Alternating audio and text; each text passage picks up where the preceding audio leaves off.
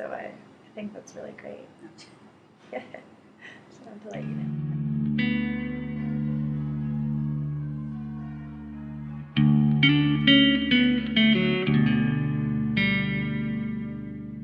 We are sitting in the Acadia University Student Union building with Dr. Rick Mehta. Rick, do you want to tell us a little bit about yourself today? So I guess my name is Rick, and I've been at Acadia, well, I guess I work at Acadia in the Department of Psychology. I've been here since 2003. Outside of the workplace, a big part of my life is running. So I'm a long-distance runner, like to do marathons, and I also love to go to movies. A big part of my life is music and travel, so I like to combine my running with travel, and that's allowed me to see all parts of Canada and slowly work my way through parts of Europe. Yeah, I guess the main reason I'm here is that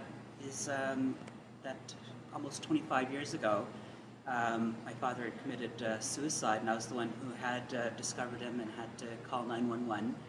And for many years, I just had that buried and didn't talk about it. And actually, it was when the Break the Silence and the Stigma campaign started a few years ago that gave me the courage to speak out about that. So I remember a few years ago there was suicide on campus, and I didn't want to say anything about it in the class because I just thought the material wasn't relevant to the, I didn't think that the incident was relevant to the class material, that should be just dealt with outside of the classroom. And then a few months later there was an article in the Ath saying that pretty much everyone had done exactly the same thing, that no one had actually talked about it, and it was students they were left to deal with it on their own.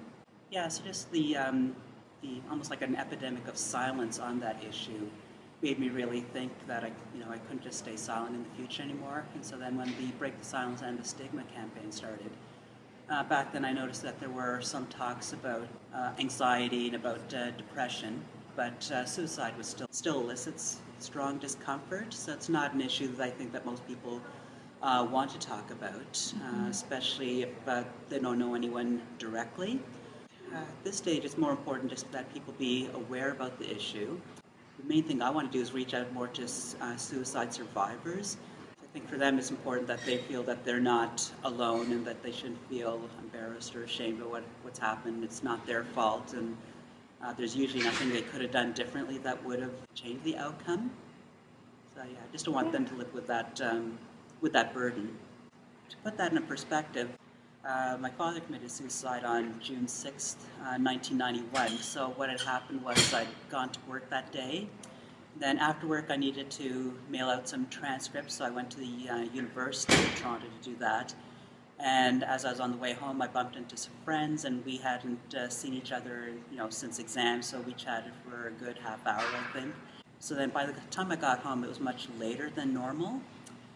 So when I got home, I opened the garage door, the garage door opener that was in the car, and inside I saw my father is lying down in the middle of the floor of the garage with the car running. So at that point, I remembered running in, calling 911, waiting for the ambulances to arrive.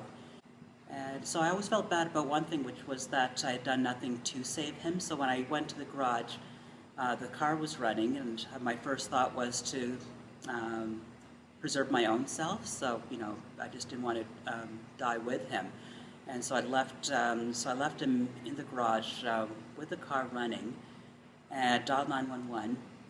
And then afterwards, it occurred to me to turn off the car, but I didn't want to go in to actually save him, and just my priority was make sure I saved myself before risking two lives. So that was probably the toughest decision I think I have had to make, because it was basically one split-second decision, probably with very minimal thought, and always look back on it, could I have done things a little bit differently? So I don't think that would have changed the outcome. But it was a difficult decision, and would I have been able to save him if I'd arrived home earlier, hadn't talked with my friends? Yeah, those were some of the issues that have gone through my mind over the years. But I think major guilt was that my father always wanted me to go to medical school, and I didn't have those kind of grades.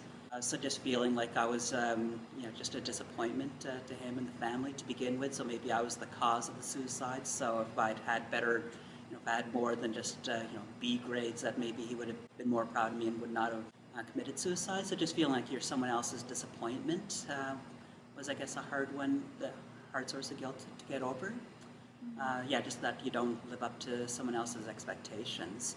Yeah, so that was one major source of guilt. And then in terms of dealing with the incident afterwards, it was just hard to talk to anyone, just because this was the days of pre-internet, so it's not like I had anyone to talk to. Yeah. So if you fast forward from June to September and you haven't seen your friends in 4 months, it's not really an issue you want to raise with your friends about, oh, what have you done over your summer? So there was the feeling that I couldn't talk to my friends about it because I'd be bringing them down to something that they couldn't understand, and the few people who I did talk to, I could see them getting visibly uncomfortable, and they'd end the conversation or would walk away or just would be uncomfortable when they saw me afterwards. So that forced me to keep it inside. For a number of years after suicide, I just went through a period where I was just very angry all the time and just filled with rage and hate. So it's difficult when you just hate everyone around you and you hate people and you hate society.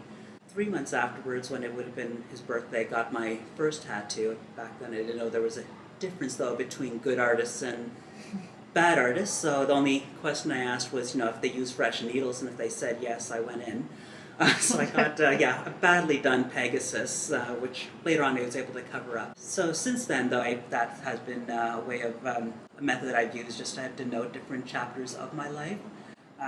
So music was another thing I turned to. So back then, I guess with the rise of the grunge scene, and so the bands like Pearl Jam and Nirvana, which was very angry, aggressive kind of music. It was definitely a good outlet, especially as Rage Against the Machine. The range of music I like now is much more diverse than back then. Yeah, it became a way as an outlet that eventually became a form of empowerment.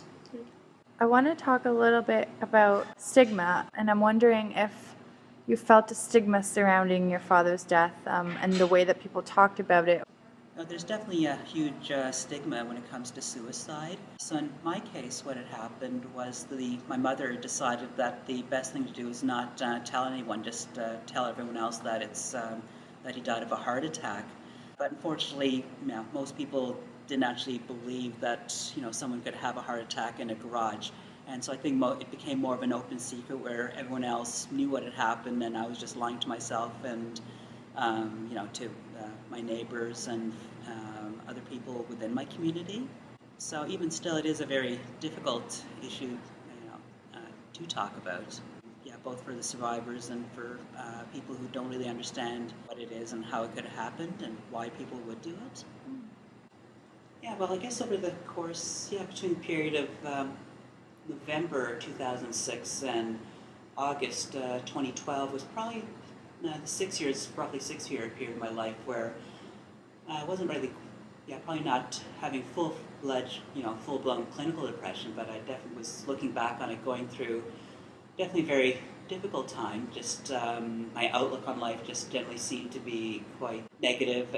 Found it just took a lot of energy to wake up, and felt like a chore to face the world. Mm-hmm. So back then, I thought that was normal. I think it was around 2009 that a friend encouraged me to go seek help, and when I did talk to a psychologist, she did think that I was doing everything that could be possible. She did suggest some ways of trying to change what I was thinking. I think at the time she was right, but I remember in our session that I think I looked at her like she had a third eye or something like that, because it just seemed so contrary to my way of thinking back then.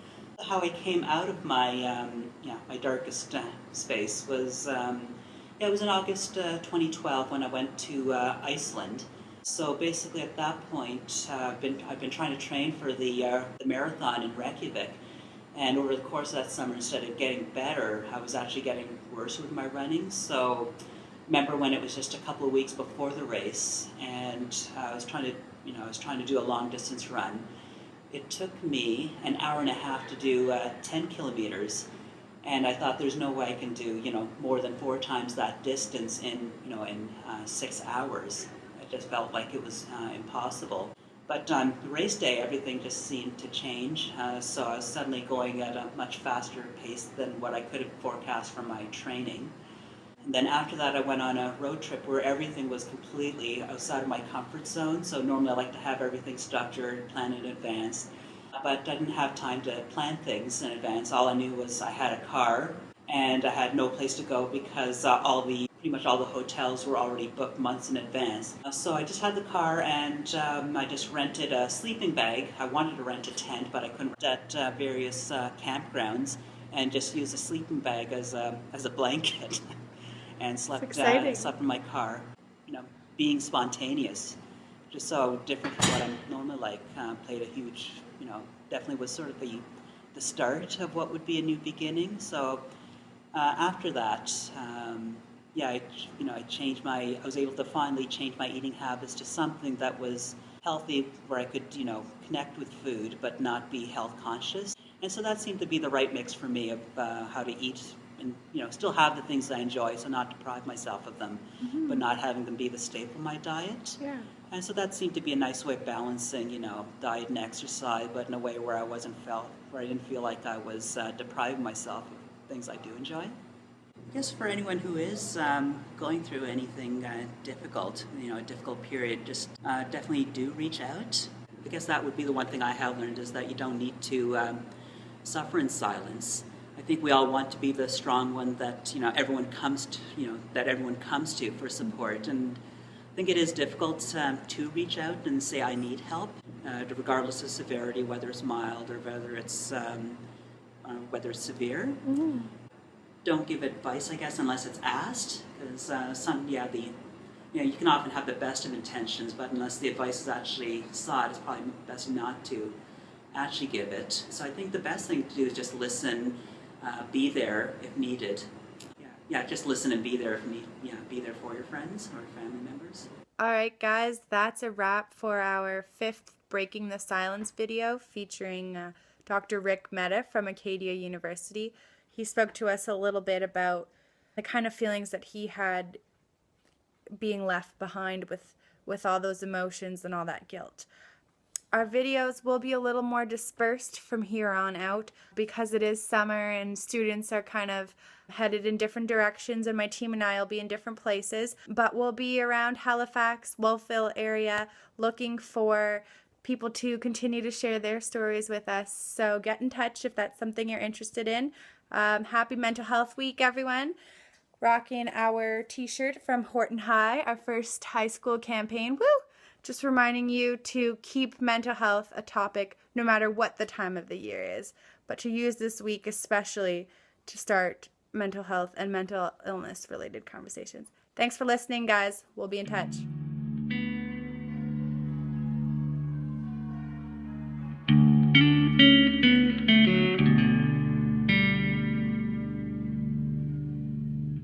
Thank you.